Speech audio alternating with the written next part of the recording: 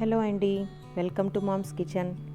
ఈరోజు మీకు ఒక క్విక్ అండ్ ఈజీ రెసిపీ కొత్తిమీర అన్నం. దీనికి కావాల్సింది ఒక ఫ్రెష్ కొత్తిమీర కట్ట, కొంచెం అల్లం అండి, ఒక అంగుళం సైజు పొట్టు తీసుకోండి. 2-3 పచ్చిమిర్చీలు కట్ చేసి పెట్టుకోవాలి. Whole garam masala spices and onion అండి, సన్నగా పొడవుగా కట్ చేసుకోండి. ఇక తాళింపు గింజలు, పచ్చిశనగపప్పు కొద్దిగా, కొన్ని పల్లీలు, అరచెక్క నిమ్మకాయ, మీ దగ్గర ఉంటే కొన్ని జీడిపప్పులు, 2-3 ఎండుమిర్చి. ముందుగా కొత్తిమీరను తీసుకొని శుభ్రంగా వాటర్లో మట్టి లేకుండా క్లీన్ చేసుకోవాలి.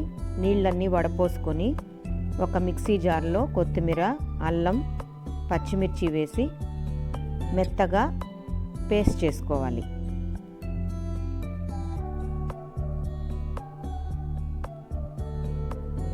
చాలా ఈజీగా క్విక్గా అయిపోతుందండి ఈ రైస్. పిల్లలకి లంచ్ బాక్స్ కూడా చాలా ఈజీగా చేసేసుకోవచ్చు.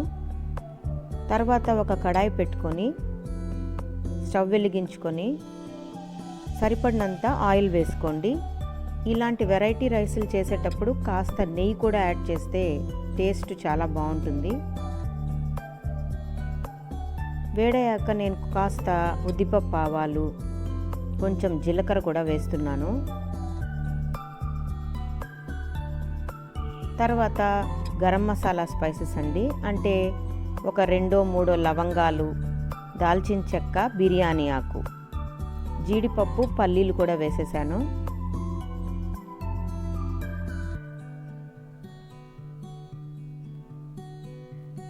ఇప్పుడు పచ్చిశనగపప్పు వేస్తున్నానండి.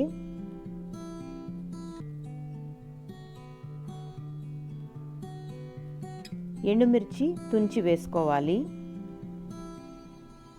ఇవన్నీ కాస్త వేగాక మనము సన్నగా పొడవుగా కట్ చేసి పెట్టుకున్న ఉల్లిపాయ ముక్కల్ని కూడా ఇందులో వేసుకోవాలి.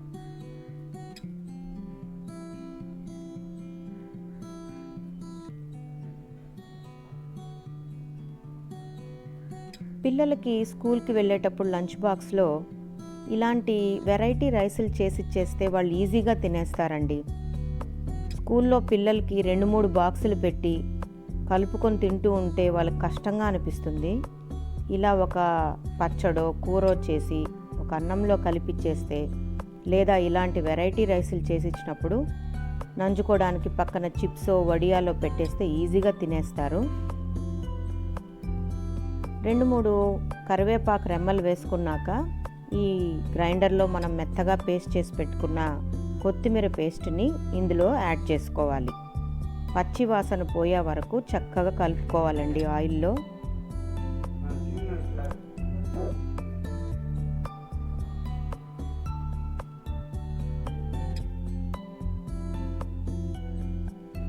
కంప్లీట్గా పచ్చి వాసన అనేదే ఉండకూడదు, బాగా వేగాలి. ఇప్పుడు రుచికి సరిపడినంత ఉప్పు వేసుకోవాలి.